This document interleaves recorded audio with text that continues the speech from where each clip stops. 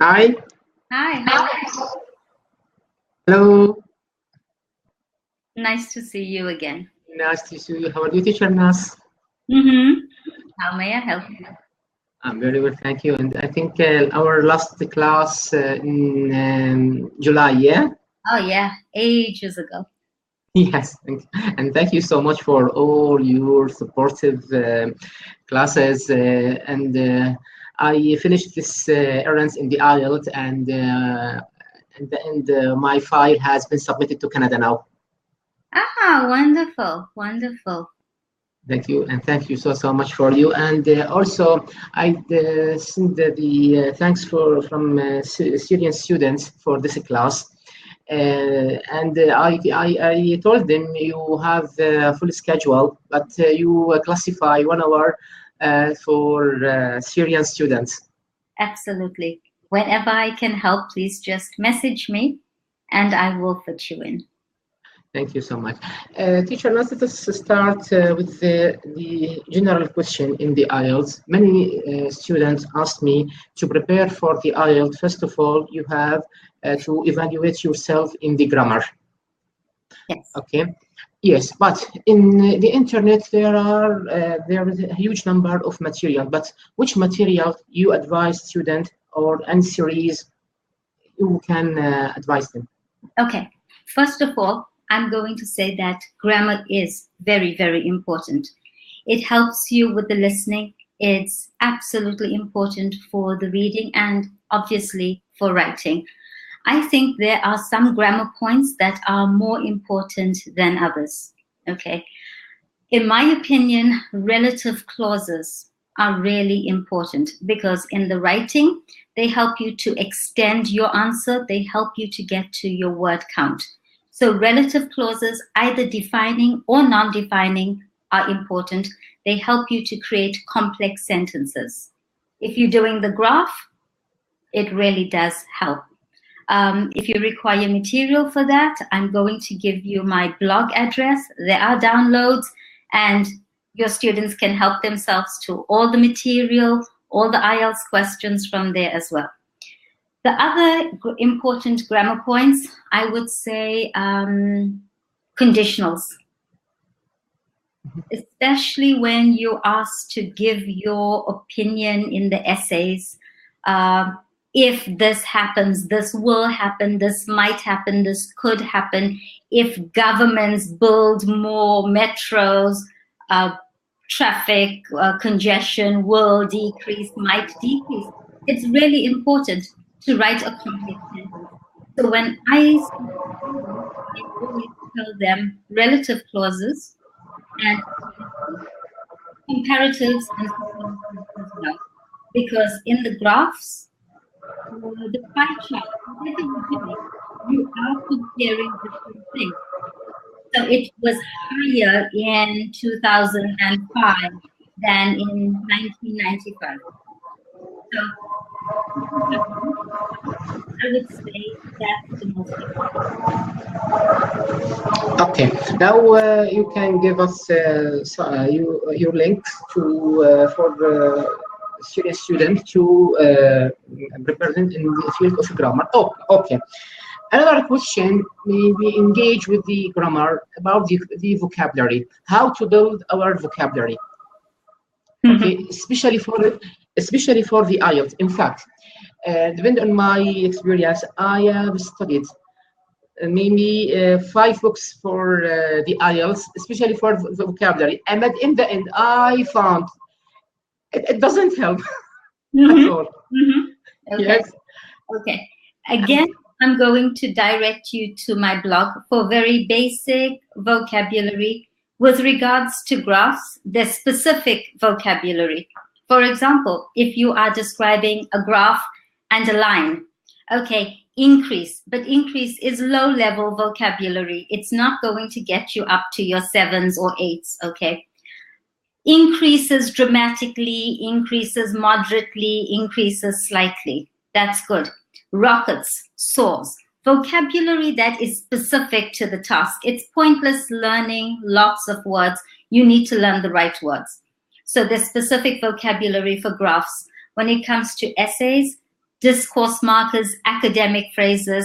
You have to learn those. It's enough to get you through. Learning vocabulary, the best way, in my opinion, is through reading.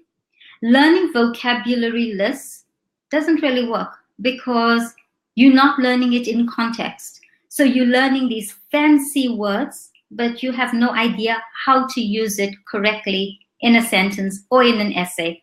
So you're basically shouting to the examiner, like, I'm using these words, but I have no idea how to use them correctly. So learning words in context through reading would be my best advice to you. My go-to site always is BBC, because personally, I like the site, okay?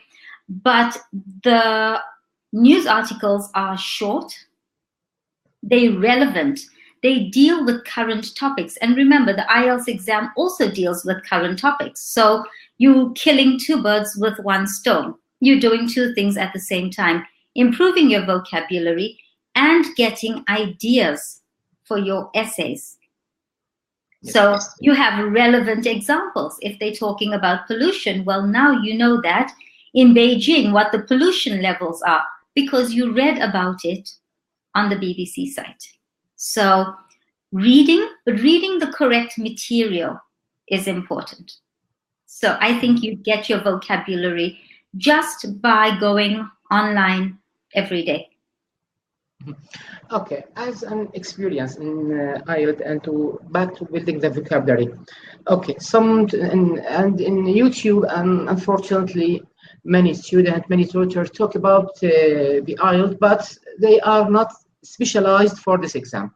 Some tutor advice for read in maybe some American material, Canadian material, and maybe increase your vocabulary. But depending on my, because I took two times. The first time, all materials I study, I not benefits. Waste of time. Yes, just of time. Let us say, teacher NAS focus on BBC, maybe material. Any news, any English news site you are comfortable with. I'm not promoting BBC. It just happens to be the one that I read. It has lots of different sections: world news, environment, technology. These are topics that are part of the IELTS exam. So, in my opinion, what about the Cambridge books? Cambridge books. There's some books, vocabulary for the IELTS, vocabulary for the advanced. Do you suggest to study these books? Yeah, please feel free if that works for you. If you have the time. If you can then take those words and use them in sentences in context. Mm-hmm. But you have to be quite a high-level student to be able to do that. I find in essays, most students struggle because they find these words, they try to use it in sentences, and they don't get it right a lot of the time. And then they need someone to correct it for them. Unfortunately, I can't go into the exam and correct it for them. But if they read those words in context, they will have a better understanding of how it works.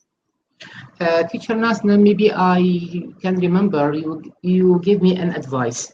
In the IELTS, maybe the topics are maybe repeated, such as food, travel, maybe culture, education, children. So you advised me to read about these topics from magazine. And for me, I focused on the Guardian. I found I am not English. I am not a native speaker, but I found the Guardian is the top among other materials. Yes, I agree. I like the one-stop English, not just the Guardian on its own, but if you go to one-stop English, you have the Guardian article followed by the grammar, vocabulary, matching words to definitions. I mean, if I were not a native speaker and I was trying to do the IELTS exam, I would probably use that strategy and do one every 2 days. Don't rush through it because there's a lot of material to cover. First, you have your article to read. Then you've got the vocabulary to learn. And there's a lot of vocabulary there.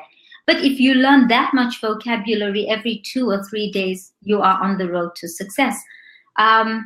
Just a word of advice about the Guardian articles. They are classified as elementary, pre-intermediate, intermediate, advanced. Most students who want a 7 go straight to the advanced, okay? But the reality is those articles are way too difficult.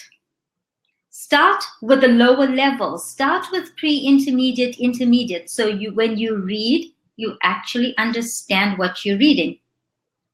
Then you learn the vocabulary, and if you find, okay, it's easy, move on to the advanced. But I don't think the advanced is easy for anyone, not even natives. But start with a lower level, which is your comfort zone, and then build up. If you start too high, you're going to quit after the first article. Okay, and then you start with the simple article and then go step by step.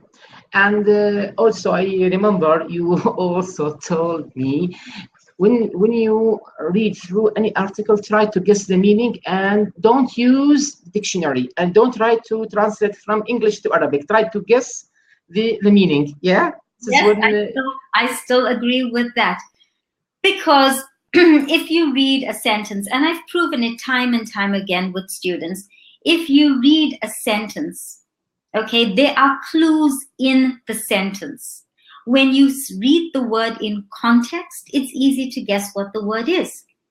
But if you just find one word that you don't understand and then you use your translator, you're going to come up with 10 different meanings. And as a non-native, you won't know which one is the correct meaning. The same goes for synonyms when you're writing. You don't know which ones are the right words. But I've just proven it with a student this week who's struggling with reading, and he wanted to learn vocabulary lists so it improves his, reading ability. And I said, just read the sentence. Now tell me, what do you think that word means in the sentence? And 9 out of 10 times he guessed correctly, because when you read a word in context, it makes sense. So I still stand by that. Also, I don't think it's possible for a student to learn all the vocabulary in the English language and thereby be prepared for the reading section or anything else like that. To be honest, many natives, when they're reading, they come across words and they guess what it means and they trust their instincts, and maybe you've heard the word before, you've read it before, and it confirms that, okay, this is what it is. So case in point, I was reading Game of Thrones and I came across a word, parlay. It's not a typically used English word. I think it's one of the 5% of words that are hardly ever used. As I read the sentence, from the sentence, I kind of guessed the meaning. Also, I relied on a little bit of Latin, Italian that I'm familiar with. But just by reading the sentence, I was able to understand that they were talking about discussion. Now, to confirm it, I then went to the dictionary to check. And of course, it was, 15th century Latin word or something. Now, something like that will never be a part of my vocabulary or yours. But if I come across it, I should be able to guess what it means. Okay. Also about using the dictionary, you suggest specific dictionary used especially for phrases for synonym? No. Webster, Oxford. If you like, I can check for you. But generally, I just go to a word, I Google word synonym, enter. Some sites come up. I normally just pop onto the first site, but I'm native, so it's easy for me to figure out what's going on. But even if you get a list of synonyms, not every synonym can be interchanged with the word that you are looking at. Mm-hmm. Yes. But synonyms are important for reading. One moment, just to add the charger. One moment, just.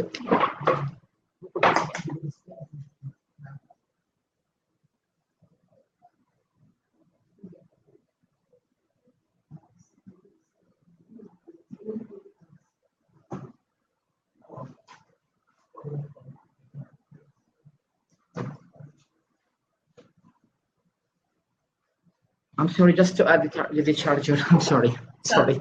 Okay. Now back to summarize the idea. Many students asked me to raise this question for you, to build a vocabulary to pass from the band score 5 to band score 7. Now to summarize the idea, read in English, build your vocabulary in context, and no problem if you focus on Cambridge books such as the vocabulary for the IELTS, no problem, but it is necessary to read lots and focus more in maybe written materials, okay, to build your vocabulary, and just read and read and read. I think when they read the reading change to the phobia in your life in English, you will build a lot of yes. This is now my my method in reading English. At morning, an article from BBC. Afternoon, the Times. At evening, maybe the Guardian. And now, definitely, I have known wide array of vocabulary. And since you are posting the video on Facebook, am I correct? Yeah. So your group have Facebook. So what I would do is go to the BBC page or whatever, CNN. I mean, I'm just a BBC fan. It's what I've always, you know, I've always used the site. Go to the BBC page and like it. That way it comes up in your newsfeed throughout the day. And then it's really simple. Just click on it and you go to a news article. It takes 5 minutes to read it. If you don't obsess about every single word, read sentences, not words. Yes, definitely. Now, I have received until this moment 30 questions about the writing. Okay, please ask Teacher Nas how to reach to band score 7 in the IELTS. Band score 7. Let's start in task 2. The introduction, body paragraph 1, 2, 3, conclusion. What's the criteria of band score 7? Okay. Well, first of all, you need to read the question carefully. Okay? Okay. Okay. It's important to be on topic. So if you go off topic, it's going to affect your score. Okay. So first and foremost, read the topic, read the question carefully. Okay? Read it the second time, and then still read it a third time to make sure. As you're writing your essay, keep referring back to the question. I do it all the time. I do essay correction, and as I'm reading the essay, I keep going back to the question to make sure that the student is on topic, because it's pointless writing a fantastic essay about the wrong topic. So the topic is important. Then you have to understand, is it a problem solution? If it's a problem solution, what is the cause of the problem? You need to address that as well. Then, if it's an advantage, disadvantage, or if it's an opinion, you need to address that kind of task using different language. If it's an agree, disagree, opinion, it's really important to state very clearly whether you agree or you disagree. If you agree, your essay has to support your agreement. You cannot just babble, go on, write anything, and at the end, I agree. That does not follow a logical progression. You are not convincing anyone that you believe in this. I agree with this, because you have to be strong. You have to take a stand. If they ask you to what extent do you agree or disagree, then you have to also address that particular question I partially agree. I completely agree. Okay. First step is answer all parts of the question. Sometimes the question has multiple parts. You have to answer every single part of the question. That's for your task achievement. Coherence, it has to be logical and a logical progression of ideas. So if I'm reading your essay, I need to be able to follow what you are saying very clearly. Yes, there might be grammar errors. Sure, there might be spelling errors. That's fine. There might be vocabulary errors. Okay, but I have a good idea of what you're trying to say, and everything is quite logical. Maybe you don't have the language to express it clearly, but it's all logical. And this is where paragraphing comes in as well. Paragraphing is important. A paragraph has a central idea. And then make sure you have your thesis statement or your introduction. Do not copy from the question. Paraphrase, do more than paraphrase. Create a proper introduction. Tell the examiner what you're going to discuss. And in your conclusion, you can kind of mirror that. And maybe if you want to add something. Paragraphs, topic sentence, supporting sentence where you build on the initial idea, and if possible, an example. The more specific your example, the higher your chances of getting the score you want. Okay, in the introduction, I have noticed many tutors maybe suggest to add your opinion on the introduction. I do as well. Do you? I support this idea completely because there are two reasons. If I have an opinion about something and I put it at the beginning of the essay, I am forced to write an essay to support that. I'm not just going all over the place. I don't know what I'm saying. Oh, I'll give an opinion at the end. For example, if I say, I believe that this should be done, the rest of my essay will follow that. I will kind of school myself to stay within that idea. Secondly, most students run out of time in the exam.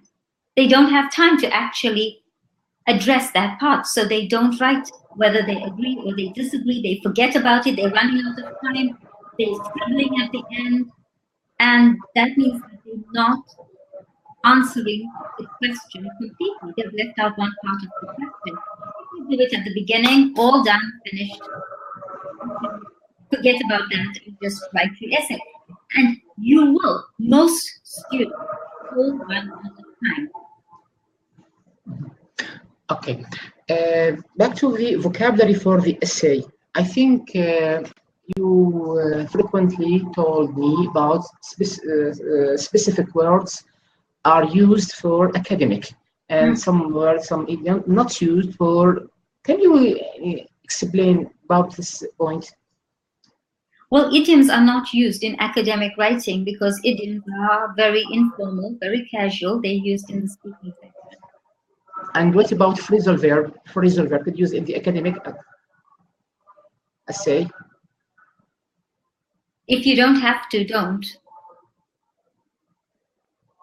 I mean, for you as an examiner, and you suggest to use the phrasal verb in the academic essay, or to avoid them?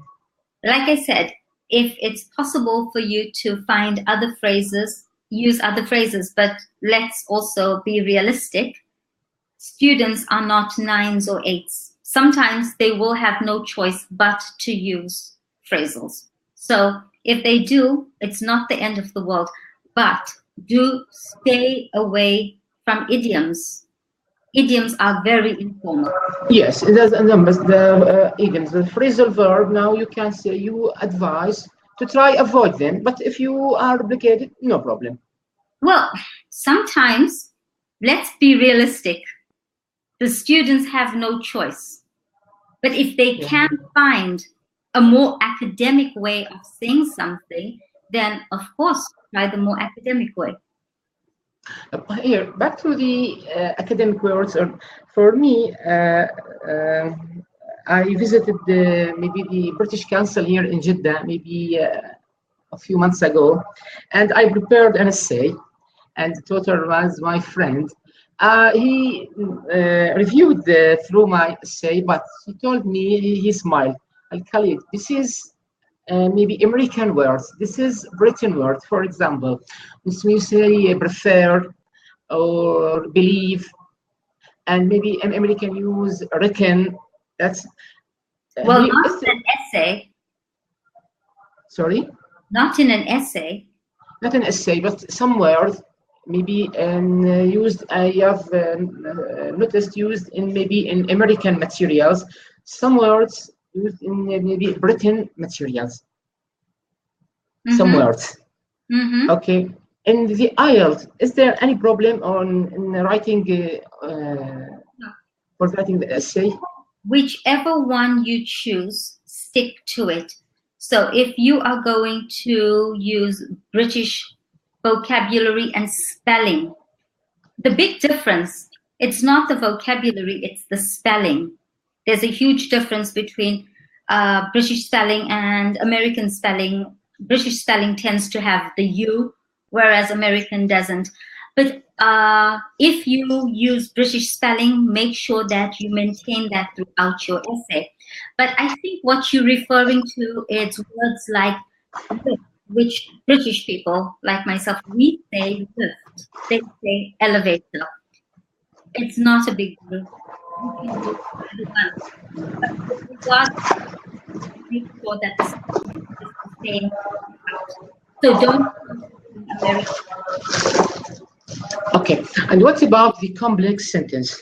Okay, to score high, for band score 7, necessary, your essay involves some complex sentences. Okay. Yes.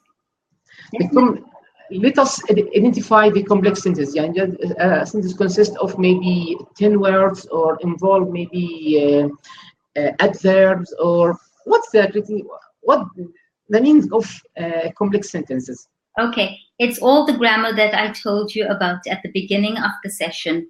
Relative clauses, conditionals, passive, words, sentences that connect. So contrasting parts of sentences. So even though this happened, or while, and then you have two different ideas. These are complex sentences. A complex sentence is not necessarily about the word count, it's also about the grammar. So, like I told you, defining, non-defining clauses, passive. Yes. Okay, and also in your blog, I think we can find many materials, okay, and wide explanation for the kind of essays, okay, and some examples, yeah? Yes. Okay. Now, to ask about, okay, let us imagine you write an essay, introduction, body paragraph 1, body paragraph 2, and conclusion. Let us second in advantages and disadvantages. Okay, any topic. Advantages of living in city and living maybe in suburb or in villages, or okay. In body paragraph 1, okay, the advantage of living in city. Okay, here now sometimes I am confused. Which idea should I add in the body paragraph 1? 2 ideas, 1 idea, 3 ideas, and how many examples to support my idea in living in the city. However, the same question about the living in the village. Okay, first of all, you'd have to give me a specific question, and then you'd have to tell me what your ideas are. And from your ideas, we have to decide which ones are strong enough to use in the essay and which ones aren't. Okay, and maybe an exam our exam in last August 2016. Okay, advantage and for disadvantage for children living in city and in villages. Okay, and give your opinion. Advantages and disadvantages. For me, I add advantages for living in city, maybe for school, okay, hospitals, using the internet, many malls, pools, maybe clubs, for all this idea for children, and transportation. Disadvantages, and that's why for the living in the villages, maybe for the pollution, low level in the pollution. Okay, children may be more friendly with the nature. Okay, okay, maybe to escape out for the crowded and the traffic road. Okay, and maybe they may be affect in the mood of the children. This is and I added maybe 3 ideas here and 3 ideas here. This is what I. But here, what I still. That sounds like too many ideas in one 250-word essay. So what can here, because what is necessary for band score 7 and body paragraph 1, 1 idea, 2 idea, and body paragraph 1 idea, 2 idea. No, it's not about for band 7. Now I think we're getting a little bit confused here. For band 7, there are 4 criteria. Okay. So 1 idea or 2 ideas, that's not what's getting you the band 7. It's your task achievement overall, your coherence, your grammar, and your vocabulary. You have to remember all 4 things give you your band 7. I would say 3 ideas for advantages, 3 for disadvantages, 3 advantages for city, 3 advantages for village, plus your examples, to 1 example for each one. I think your word count is going to be too high. You have to remember the word count is 250, which means 300 is acceptable. More than that is over length. And that is a problem. I remember maybe 325. Sorry? I remember it was 325 words. What was your writing score, if I may ask? You will love 6.5. Too many ideas in one essay. You only wrote down the ideas, you did not develop the ideas. I can write down 10 ideas for each one. That does not make it a good essay. I need to develop the ideas, which is why I said 3 ideas for each one it's too much. I would go with a maximum of 2. But of course, it depends on how you structure it. Okay. Also, I read through. And ask what examples you gave. For example, really, I forgot. Really, I forgot my example. But I make a comparable between the traffic in the main cities such as Cairo or Riyadh in Middle East, okay, and the level of pollution, okay, and the health of children who live in the outskirts, and maybe this is 1 example, okay, and also about using the internet for children for main cities, and however in villages, this is services are not available.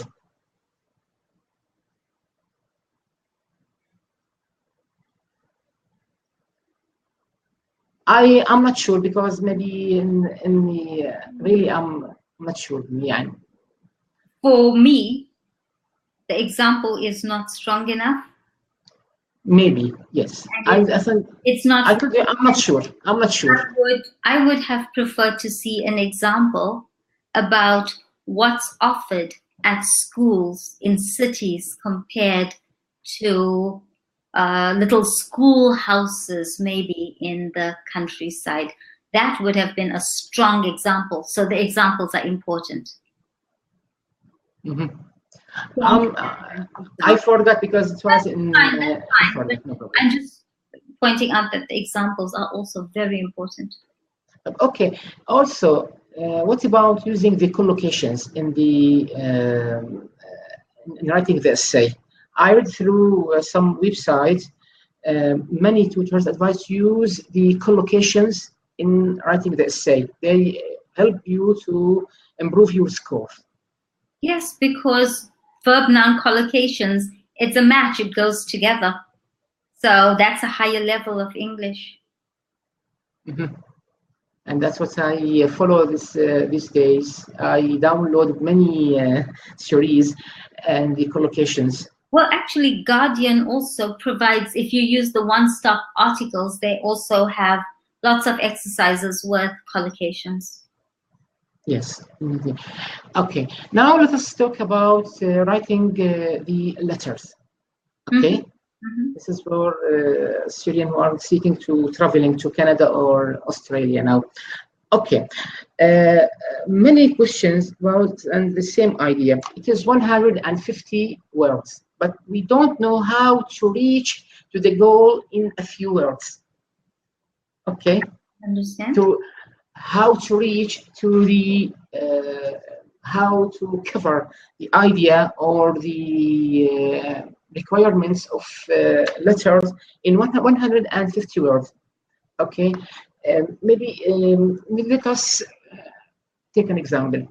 Let's take an example. For you read an advertisement in local newspaper about maybe for shopping, and you need to raise your CV.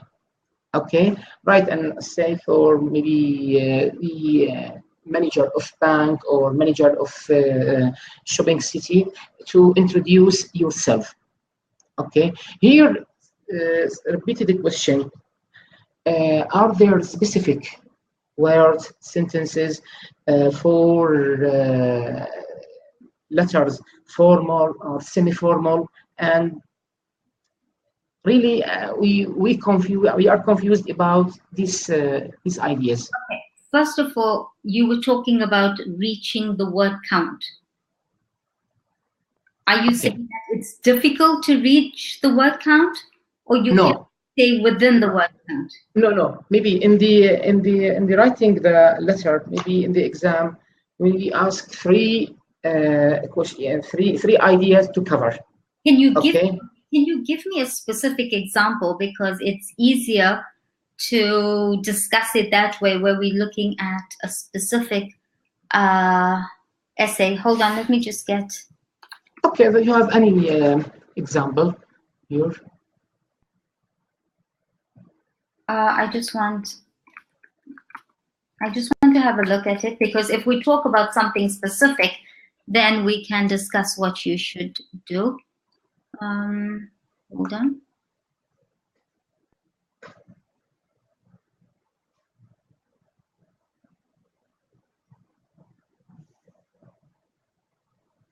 Okay, let's talk about, you said a job application, okay? Job application, yes. Right. So you have to write a letter to apply for a job. Yes. So first of all, you have to identify, is this a formal letter, informal letter, or semi-formal letter? There are three types, not two, okay? Okay. Then you start out with what the question is. 1 second, this one doesn't have a question. I just want to get one that has a clear question. Okay, you have seen an advertisement in an English newspaper for a job working in the city museum shop during the holidays. Okay. You decide to apply for the job. Write a letter to the director of the museum. In your letter, introduce yourself. Explain what experience and special skills you have, and explain why you are interested in the job. Basically, there are only three things that you have to answer. Okay. So there's no need to go over 150 words. It's really very simple. You will start out with just introducing yourself. Who are you? What are your, where you're from, how old you are, okay? Then they want to know about your experience and special skills. Now, because this job is at a museum, okay, some special skills might be languages, because if you can speak many languages, you can interact with tourists. And as for your experience, what job experience have you had in the past? Okay. And then why you are interested in the job? Well, maybe because you are very keen on history or art. Maybe you're an art major. So just based on what I've said, that will not go over a lot over 150 words. They're just 3 basic things that they're asking you to address in the question. But the first sentences, as I remember in our classes, you have to mention the goal or the target of your letter, okay? To explain I'm writing in connection with. Okay, maybe in the first or 2 sentences, just to explain or to write the goals or to explain. You only need 1 sentence. I'm writing in connection with the advertisement that was placed in blah, blah, blah newspaper for the museum job, or for the job at the museum, right? And then you go straight into it, introducing yourself. You don't spend 3 sentences talking about the advertisement. That's not important. What's important is you have to basically introduce yourself and sell yourself for this job. So your experience, your skills, you spend your time with that. Also think about it. It's a museum job. What skills do you need? Not just random things. I'm really good at whatever. So, or I'm an art major. That makes me a perfect fit for a museum job. So analyze the question more. You're not going, if you just put in like your basic CV and I'm an engineer, it's like, okay, well, why would they actually hire you? How are you motivating this? Okay. And then you can use your conditionals here. If you hire me, I will, blah, blah, blah. That's what I'm saying. Grammar comes in all over. Okay. For this letter, what you can classify it as formal or semi-formal? This is formal. Absolutely formal. Yes. It's, you are applying for a job. Applying for a job because you don't know the maybe the. Absolutely. Yes. Okay. There's no doubt about it. And if you get the tone wrong, you're going to lose points. You have to understand, is this letter formal, informal, or semi-formal? Maybe formal, maybe you don't know the name of the person, or maybe you know the name, but you do not know the person. So as long as you do not know the person, or you're writing to a person in a higher position, or a stranger, it's a formal letter. But you have to also, there are no shortcuts, there aren't any tricks. You have to read the full question. Okay. Who exactly are you writing to? What are you writing to them about? Okay. Maybe in the next classes, we will agree for maybe next week's, we will prepare maybe specific examples, and we need you to give us your comments and about this. Yes, but could you, I asked you to do this today, could you please send me the material beforehand? What's the problem? Many students until this moment haven't listened about this class because the internet are not available. Okay. But the thing is, I just finished 10 hours straight, and I'm trying to answer all of your questions, but I've just done 10 hours straight on Cambly. So it really does help. If you send me stuff, it's kind of late for me to, be concentrating on everything. I want to help.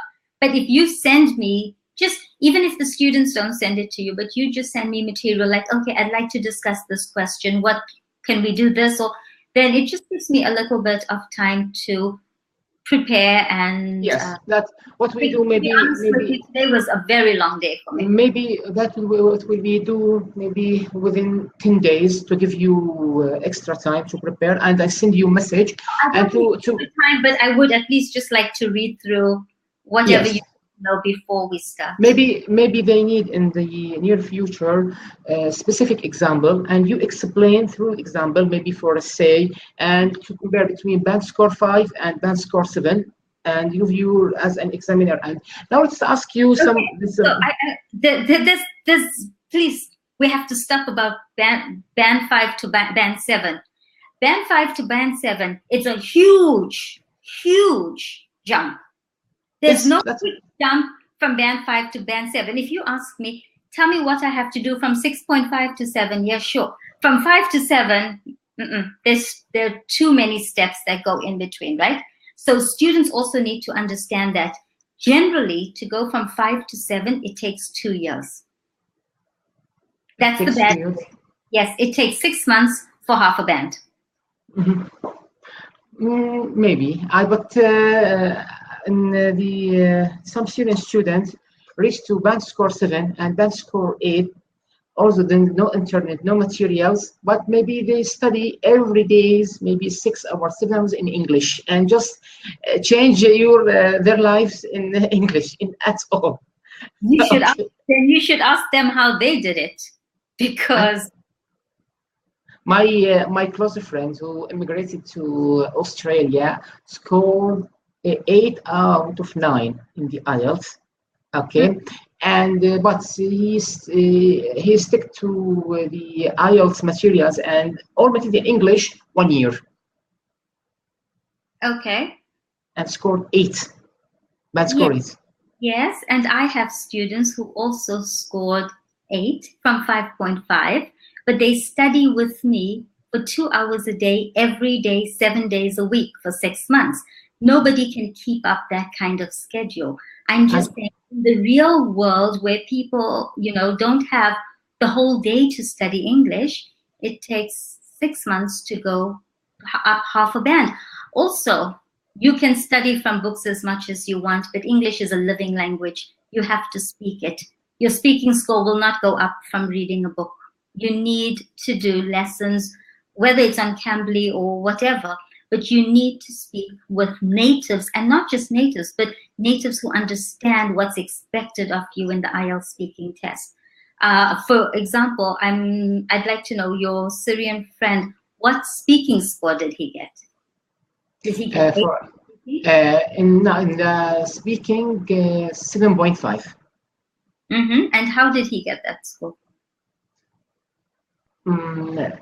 I remember in speaking 7.5, reading 8. Yes, but I want to know how did... I have students who have 9 for reading. Reading is not a problem. Listening is not a problem. When they can get those scores for speaking and for the speaking, he told me he focused on some materials in BBC, such as 6-minute English, movies, and Archer series, and dialogues in English. And every day he listened maybe every day daily 2 hours, 3 hours for podcasts, Australia. He changed everything in his life to English for 1 year, just studying English. But that is input. I'm asking output. Output for speaking. Yeah. He speak with himself, and just he maybe organized a group in the job, okay, and the other students to practice for English. But I'm sure he didn't travel to any country, and he didn't enroll for any course for English, just personal stuff. Okay. We have to be careful of telling students that this can work, because it doesn't work all the time. Sometimes you get a student that it works for, but for the speaking part of the test, you need to actually practice speaking, and not with students, but with tutors or someone who can point out their mistakes. Otherwise, you're just repeating the same errors. That's what I'm saying. Students are spending a lot of money on the exam. They need to go into the exam fully prepared. And speaking is output, and speaking is interactive, and you need a speaking partner who's native or who has a very high level of English. I don't know, what scores do most of your students need for Australia? 6? For maybe 6 to 7. For academic studying, 7. For immigration, 6. But all people need 7 because to be in the safe side.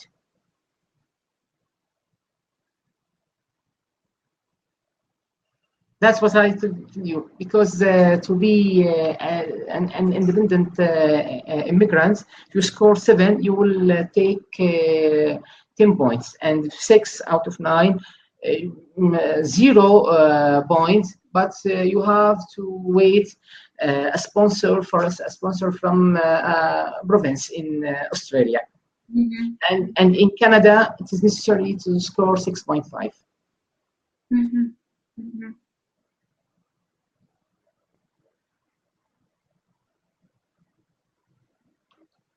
Why you have to laugh?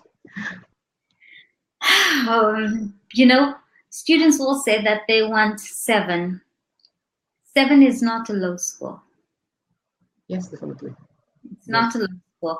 And getting 7 in speaking, there are students on Cambly who have been struggling for months to get it, even with tutors and with help. Look, my students have, every one of my students is 7.5, 8, 8.5 even, okay? But the difference is that they get to work with me for 2 hours every day. Some of them, one guy for 4 hours every day. He went from 5.5 to 7.5 in 3 months. But that's a lot of time that he's outlaying. It's a lot of money that he's outlaying. I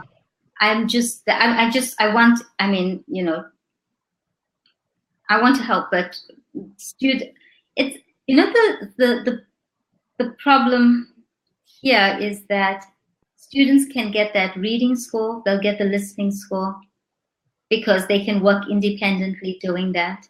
The writing score, they need feedback, they need essay analysis, because otherwise they're just writing the same essay over and over again with the same issues, the same mistakes, and there's no improvement. So if you write 100 bad essays, you're not improving anything. But if you write 1 bad essay and you have it corrected, then you can go on to write a better essay.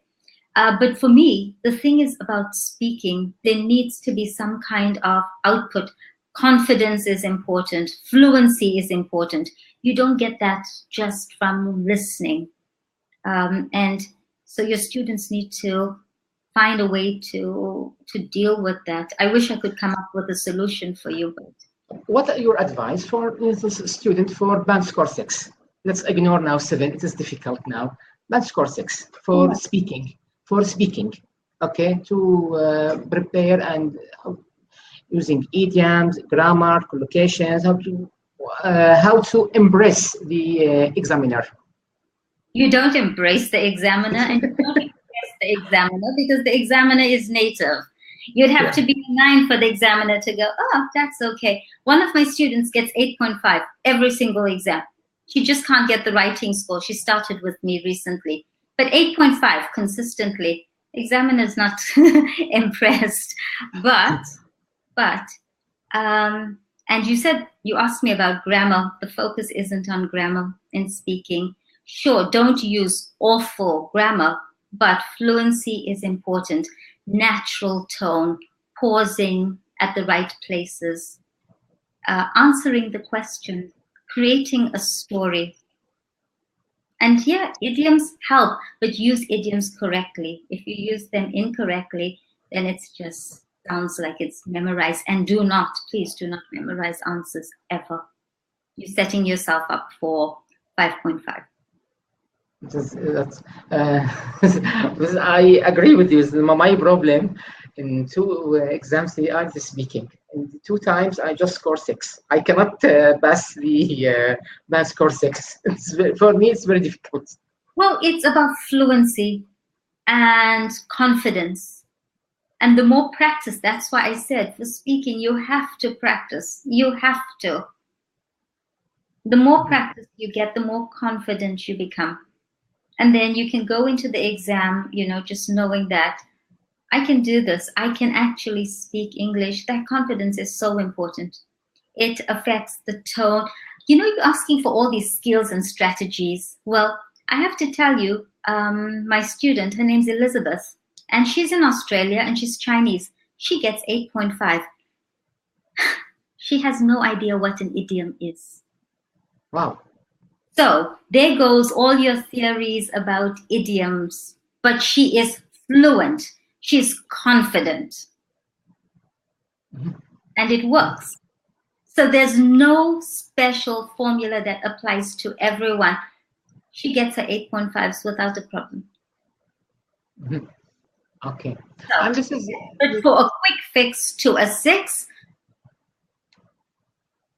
create a story. It's an informal speaking test. Try and be relaxed. Engage. You're right. Engage the examiner. It's a chat. Talk about everything that's on the card, but don't stick to it religiously. I mean, it's a story. Make it interesting. Make it entertaining. Try and use some less common vocabulary. Okay. Idioms are nice. Don't go overboard with idioms. Don't stress out too much about using them. Don't sacrifice fluency for grammar. Fluency is important. Tone is important. Okay. Try to sound interested. Try to sound energetic. Okay. Now the time. Now I received this is a message. Teacher NAS, you are always busy. Yes, this is in my mobile. Okay. And how to take a class with you for 6 months, no problem. Every 8 months, every day, 1 hour. Okay, no problem. I will duplicate myself, and then there'll be 2 teacher NASs. Okay, send me a message. Look, first and foremost, I understand how important IELTS is for all of you guys who are watching. I know it can change your life. And this is why, like you said, I'm busy, I'm exhausted, I did 10 hours, but I will do this because I know that a little bit that I do can make a huge difference, and I want to share what I can. Send me a message. I promise I will try and slot whoever in, even if it's just for some speaking, just to give you guys the confidence to go into that exam, okay, and show the examiner that, hey, you know what? I deserve a 7. I promise I will try and assist as many people as possible. I'm also going to give you my link to my blog. It's IELTSNAS.com. I put videos up with speaking advice every week. I'd love it if you guys go and watch it. And there's a whole lot of stuff. I think it was a pet project, but it's become something quite worthwhile. It's free, so just go on, have fun with it. And I hope it helps. And last question now, this personally for before you go off, could you actually send me today's video? Would that be possible? Okay. Could you share it with me after? Okay, I'll share it. Okay. And this is the last question for me now, because since I traveled to Canada within a year, okay, and now I have to prepare for the academic IELTS for university now. And definitely I need now a class with you, 8 months, 1 year, no problem now, no problem. Because I know my target now. I will try and fit everyone in. Okay. I do understand. I am a lazy student. Well, I can't work with lazy students. I expect 1 essay a day. I really do. And speaking for an hour, that's what I usually do. Give it 3 months, you'll definitely see results, hopefully even get your scores. Preparation is important. It's very important. Just send me a message. I'm on Cambly. You know where to find me. And if I can slot you in, I will.